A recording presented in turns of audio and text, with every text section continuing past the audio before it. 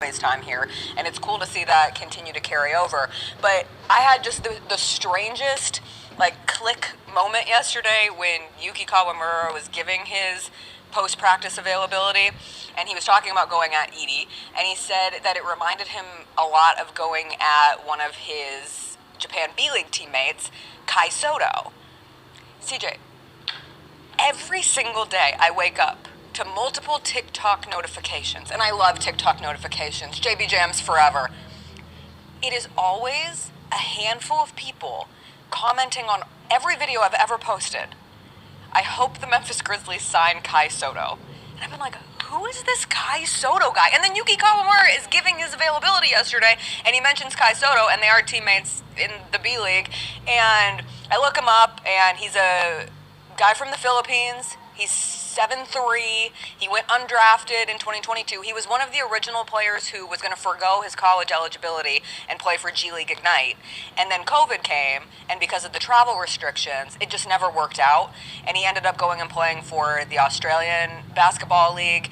Ends up undrafted, is still searching for a home. He did Summer League last year. He's playing another season of these Japanese basketball players. Well, he's Filipino, but playing in Japan right now. And then Yuki Kawamura, who's a Japanese basketball player.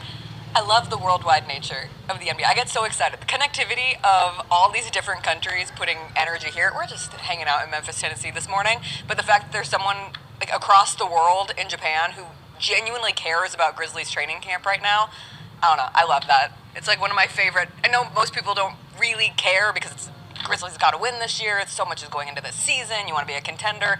But those are the fun training camp stories that I enjoy. Listen, man, let's get off into the weeds of this. The Grizzlies could use a bit more depth at that center position.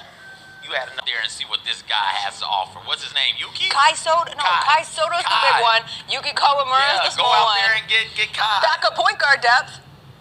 Yuki Kawamura. Listen, I really hope he gets an opportunity with the hustle. Like you said, we were up here watching that game against France, and Japan should have won that game. Japan absolutely should have knocked France out.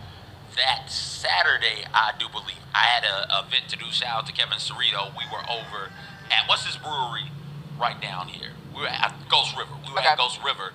Anthony Sane was there. Katrina Coleman was there. Rico on Your Radio was there.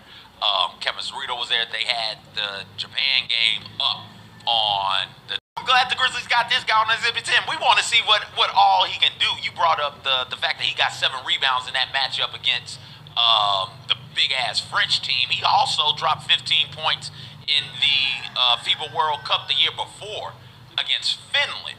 And that was Japan's first ever win against a European team, apparently.